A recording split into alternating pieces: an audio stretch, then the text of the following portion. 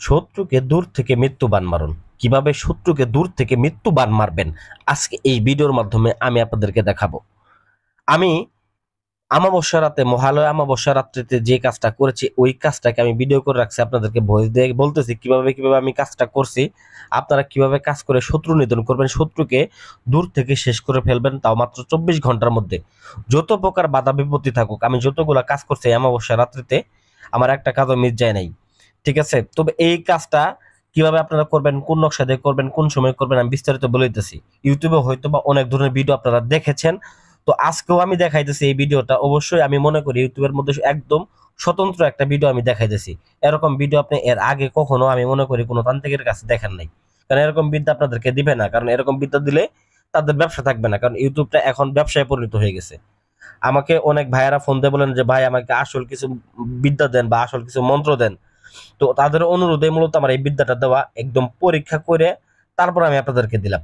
আপনারা ভিডিওটা না টেনে একদম প্রথম থেকে শেষ পর্যন্ত দেখবেন, তাহলে বুঝতে পারবেন কিভাবে শত্রুকে বান মারবেন।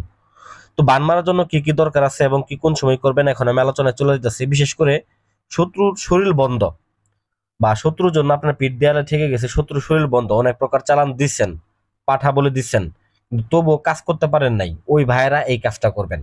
আবার দেখা গেছে বিদেশ থেকে কাজ করছেন, তান্ত্রিকরা বলতেছে নদী পার হয়ে কাজ হয় না, ওই ভাইয়েরা এই কাজটাকে করবেন। আবার দেখা গেছে শরীর বন্ধের বাহানা দেয় অনেকে, তাদের জন্য এই কাজটা। তো এছাড়া বিভিন্ন সমস্যায় যারা জর্জরিত আছেন, কাজ হচ্ছে না বা তান্ত্রিকের দ্বারা দ্বারা ঘুরতেছেন, ভাই আপনাকে আর ঘুরতে, আপনি নিজের কাজ নিজে সমাধান করতে পারবেন। আর যদি না পারেন, স্ক্রিনে নাম্বার যোগাযোগ করবেন, আমরা করে দেবো ইনশাল্লাহ।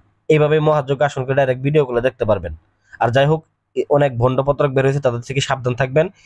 স্ক্রিনে যে নাম্বারটা দেখতেছেন, দেখেন নাম্বারটার নিচে কিন্তু কোনো দাগ ঠাগ নাই। আর অনেক অসাধু ব্যবসায়ী বের হয়েছে, যারা আমাদের এই ভিডিওটাকে নকল করার চেষ্টা করে নিচে দাগ দিয়ে মিশাই দেয়, তাদের নাম্বার বসায় দেয়।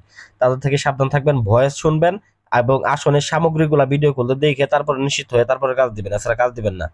তো যাই হোক ভিউয়ার্স, আমি প্রথমত আপনাদেরকে বলে নেই এই কাজটা করার জন্য আপনার কি কি সামগ্রী দরকার। বিশেষ করে এই কুত্তা বান্ধার জন্য একটা নকশা আছে, নকশাটা আমি শেষে দেখাই দিচ্ছি আপনাদেরকে। তো এটার জন্য যে সকল সামগ্রীগুলো বাজার থেকে আপনাকে কিনে আনতে হবে, সেটা হচ্ছে প্রথমত হরিদ্র কিনতে হবে কবিরাজের দোকানে গিয়ে, গন্ধক কিনতে হবে, লবঙ্গ কিনতে হবে 7টা, এবং শ্মশানের মাটি নিয়ে আসতে হবে, কবরের মাটি নিয়ে আসতে হবে, এবং একটা পাঠা বলি দিবেন, পাঠা বলি দিয়ে পাঠার রক্ত নেবেন। আর যদি আপনার পাঠার রক্ত কোনো তান্ত্রিকের কাছ থেকে সংগ্রহ করতে পারেন, তাও নিতে পারেন। ঘি নিয়ে আসবেন, একদম খাঁটি ঘি নেবেন, রক্তচন্দন কাঠ নেবেন, এবং যে কাজটা করবে তার বীর্য নেবেন। এই সকল সামগ্রীগুলো দেখেন বাটির মধ্যে সামনে সাদায় নিছিলাম, সাদায় আপনারা নিয়ে নেবেন। তো বিশেষ করে এই কাজটার জন্য আপনাকে মনে প্রাণে একটা বিশ্বাস, পূর্ণদৈর্ঘ্য বিশ্বাস রাখতে হবে, কারণ আপনার যদি বিশ্বাস না থাকে, আপনি আমাকেও ফোন দিয়েন না, এই কাজও করেন না, এখনই ভিডিও দেখে চলে যান। কারণ আপনি যদি এই বিদ্যার প্রতি বিশ্বাস রাখতে পারেন, আমি মনে করি 100% আপনার ফলাফল পাবেন। খুদার কসম করে কইলাম, পৃথিবী উল্টে যাবে, এই কাজ মিস হবে না। 100% লাগবে, 100 আমি স্ট্যাম্প করে দিতে পারবো। এই কাজ এরকম ভাবে একটা পাওয়ারফুল একটা কাজ, একটা কাজ মিস যায় নাই।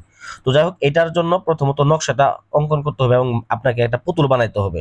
শ্মশানের মাটি দিয়ে একটা পুতুল বানিয়ে নিতে হবে, এবং পুতুলের উপর মন্ত্র পাঠ করে যে সকল সামগ্রীগুলোর কথা বললাম, ওই জিনিসগুলো ওই পুতুলের উপর ছিটা ছিটা দিতে হবে। আপনারা ভিডিওতে দেখতে পাইতেছেন, আমি ওই সকল পাঠার রক্ত এবং কি হরিদ্র, শ্মশানের মাটির লবঙ্গ, এগুলা গন্ধক আমি ছিটা ছিটা দিতেছি এবং কি মন্ত্র প্রয়োগ করতেছি। তো মন্ত্রটা আমি বলে দিতেছি, ওম ব্রহ্মা জগতিনী জগত তৎসা ঊর্ধ্বনায়তন কালিনিকা কালী মহাদেবায় তটস্থ শক্তি মহাজয়ন্তী উৎখাসন মৃত্যুংবরা পিশেষাং অধ্যতায়ং শক্তিকা সোহা। এই মন্ত্রটা আপনারা পাঠ করবেন। আবার বলতেছি, ওম ব্রহ্মা জগতিনী জগত তৎসা ঊর্ধ্বনায়তন কালিনিকা কালী মহাদেবায় তটস্থ শক্তি মহাজয়ন্তী উৎখাসন মৃত্যুংবরা পিশেষাং আদ্যতায়ং শক্তিকা সোহা। এই মন্ত্রটা পাঠ করবেন এবং কি ওই জিনিসগুলা, সামগ্রীগুলো ওই পুতুলের গায়ের মধ্যে আপনারা দিবেন।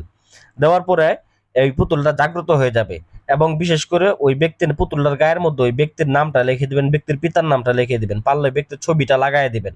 লাগাই দিয়ে ওই নকশাটা, বিশেষ করে যে নকশাটা আমি আপনাদেরকে দেখাইতেছি, এই নকশাটা আপনারা স্ক্রিনশট দিয়ে রাখবেন। এই নকশাটাকে অঙ্কন করে পুতুলের গায়ের মধ্যে আপনারা পেঁচায় দিবেন। পেঁচায় দেওয়ার পরে তারপরে এই সামগ্রীগুলো ওটার মধ্যে ঢেলে ঢেলে দিবেন। তো তারপরে কি করবেন, শেষে যে আপনার কাজ হচ্ছে, দেখেন নকশাটা ভালো করে লক্ষ্য করে নেন, স্ক্রিনশট দিয়ে নিয়ে নেন। তো শেষে আপনাদেরকে যে কাজটা হচ্ছে, পুতুলটা শ্মশানে যাইতে হবে এবং চন্দন কাঠ দিয়ে আপনাকে চিতা বানায় এই পুতুলটাকে পোড়াবেন।